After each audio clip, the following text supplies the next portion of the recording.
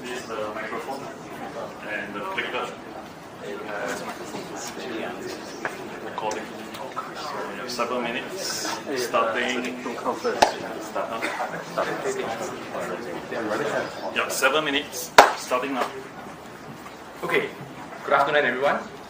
Thank you for your time today. So we're actually Morpheus Labs. Maybe just let me first introduce what is Morpheus Labs. We are a blockchain platform as a service, so it's actually a cloud service. We are different from system integrators. We are not a software provider house, but we are infrastructure play. Okay. So let me just introduce my team. Behan is the co-founder together with myself, and then we have Dorel, who is the CIO, followed by Bruce, who is the CTO. And what's so special about our team is that Dorel is actually the group's CIO for UniCredit Bank. I think most of us are familiar with UniCredit. Bruce himself is actually IBM blockchain consultant. Okay, so in fact, maybe for those of us who are not familiar with blockchain, most of the blockchain projects out there that you see is actually POC, right? But Bruce himself has actually overseen a live project, so something that actually went live with IBM Hyperledger. Okay. So what problems are we trying to solve, right? At the end of the day, if you look at the blockchain scene today, it's very difficult for us to actually so-called join, right, or jump on the bandwagon.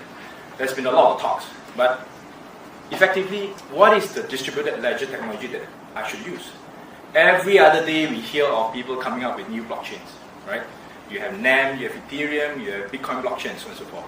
But how do I even find use cases for them, right? And the other thing is, how do I even get started, right? Do I have to download all the nodes?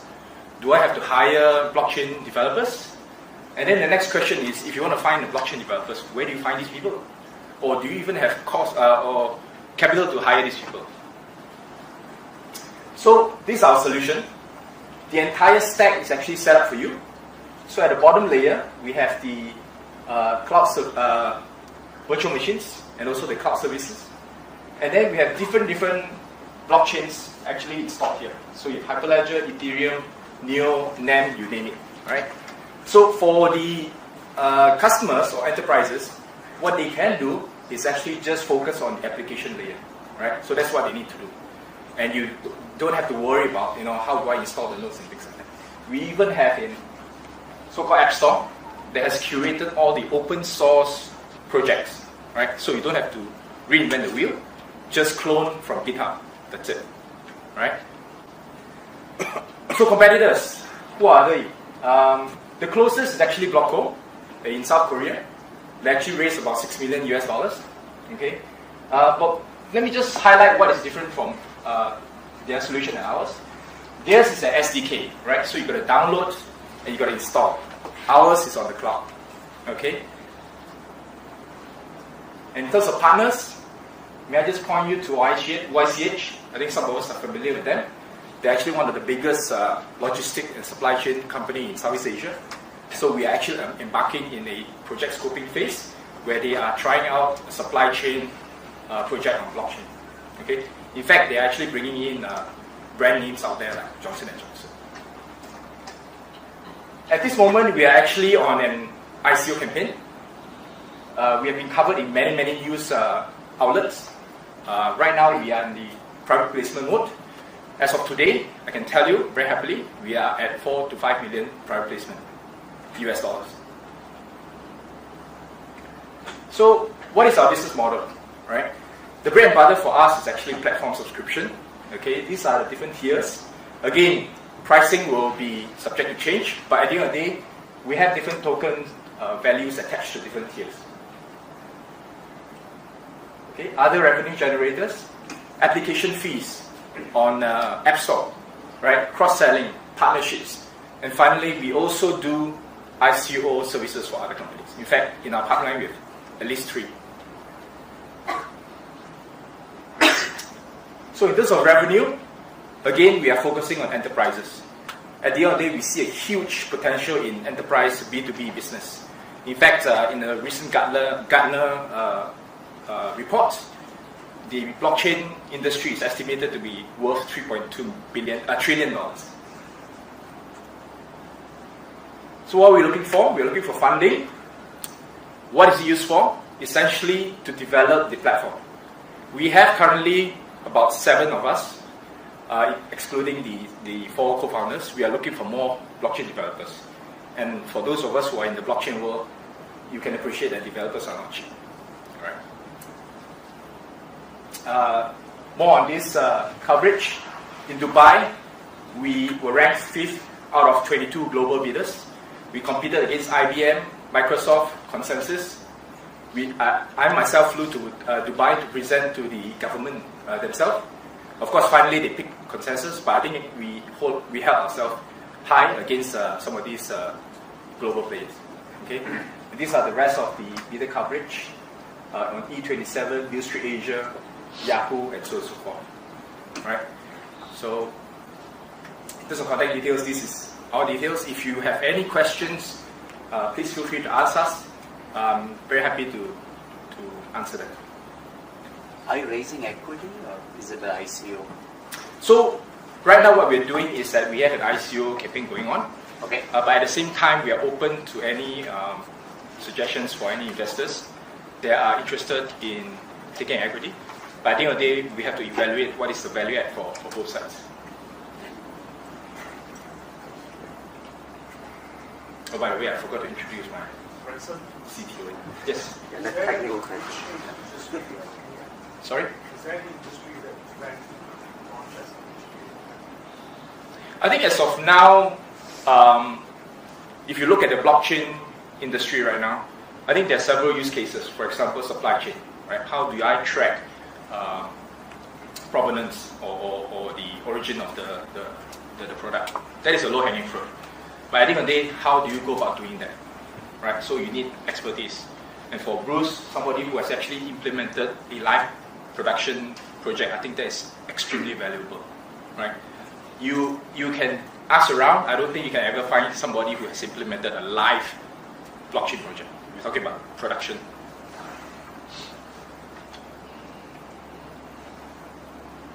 Any other questions? Thank you. Can you go back to the program? Yeah.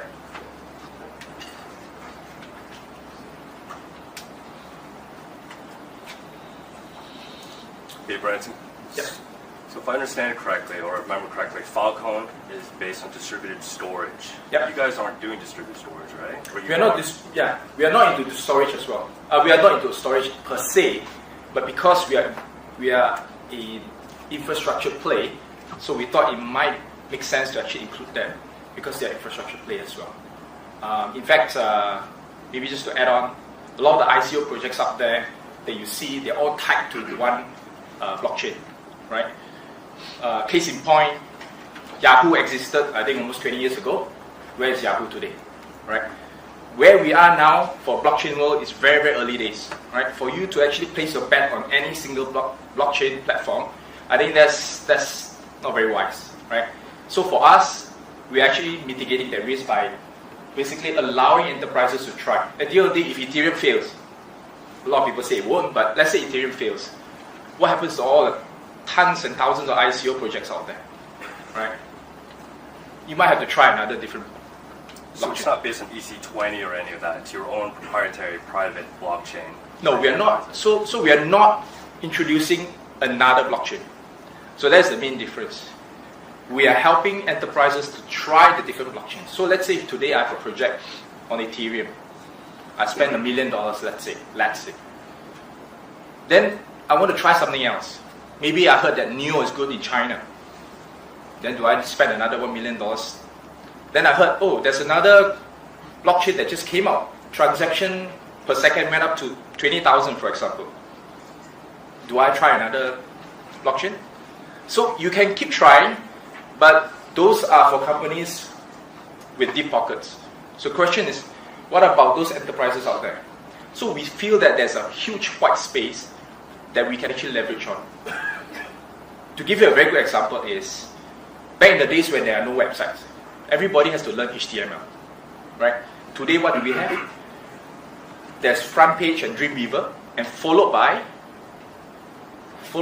Wix, All right. If you have gone to YouTube, Google, you would have seen YouTube videos on Wix.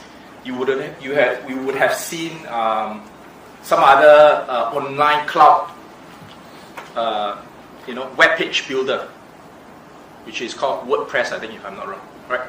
So we are building something similar to WordPress and Wix, which allows people to just drag and drop, right? Today, if you want to try a blockchain, how do you get started? So if enterprise wants to use you, they can either pay by obviously your tokens or fiat, right? So once we have done this ICO campaign, we will accept only tokens. So you can't pay by fiat at all. They would have to purchase the tokens here. And it'll be on what exchange? Is it already tradable right now? Because you ICO'd already, right? So we are in the private placement. We haven't completed the ICO. So we have actually agreement with 2 exchanges. Gemini, what are you guys going to be on? It's actually OKX and BCX in Hong Kong, I think, if I'm not wrong. Yeah. Can you actually offer that to the banking industry? Yes, I think in terms so, of yeah. what? Yes, I think our platform is scalable. Yeah, you can from small company to big company. Yeah, and also from all the industries, they all can use our platform to create their industry-specific applications. And banking is just one of them. Then where will you focus first? Like, what's the go-to-market like?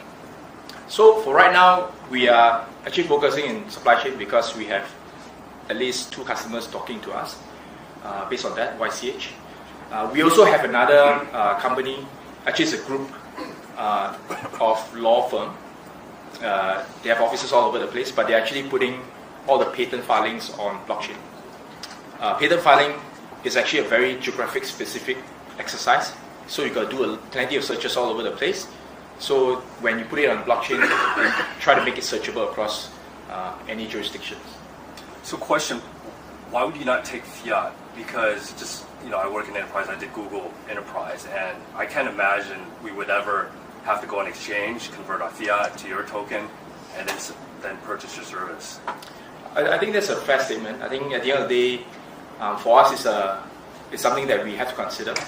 But at the end of the day, I think what we want to do is actually to also protect some of our ICO investors, right? So the question is, if we, put this on ICO in terms of the tokens, and then I allow fiat, we have to be very careful. We have to track carefully. But then, yeah. Sorry, would you know whether the shift does it allow Ethereum to fiat or fiat to Ethereum? Do they allow that?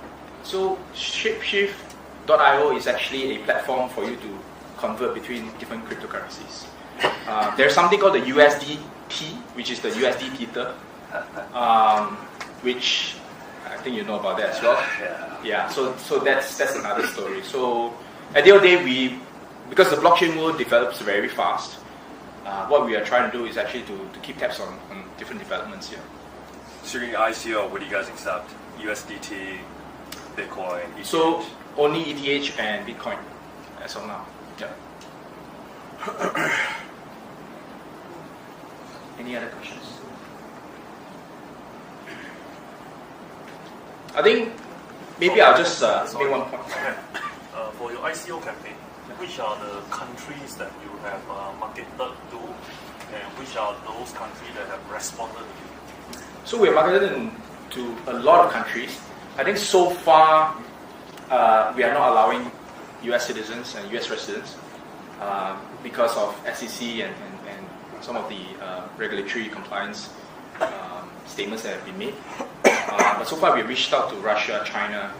We have seen very good responses, which is why I said we have about 4 to 5 million USD as of today. Which are the countries again? China, Russia, Malaysia, Australia as well. Japan also. Japan. Fine. Yeah. So the Howey test wouldn't apply to you guys, right? Because you're not focusing on US investors? Sorry, come The Howey test won't apply to you guys, right? 'Cause you guys Yes. aren't focused. Yeah. So yeah, good point. Because at the end of the day, the US SEC says that anything that is ICO, they actually call it a security. So we're trying to stay away from that. Will there be fungibility between the equity and ICO? So that's an important, because it will give liquidity for the equity guys, right? Yeah, so I think that is something that we can talk about. At the end of the day, I think equity, once you have the stake in the equity, obviously, in terms of the holdings that we have, yeah. Okay, thank you very much. Yeah.